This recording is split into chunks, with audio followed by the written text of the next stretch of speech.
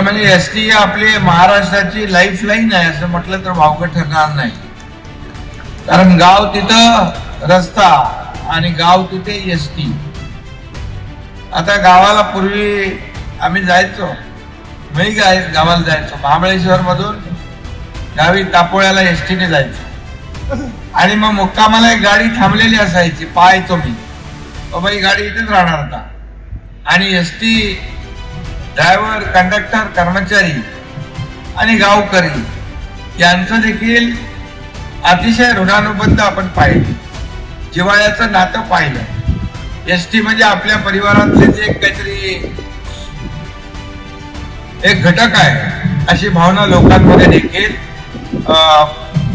निर्माण झालेली आहे. आणि म्हणून ग्रामीण भागाचा जो विकास झाला त्यात खरं म्हणजे एसटीचं देखील मोठं योगदान आहे.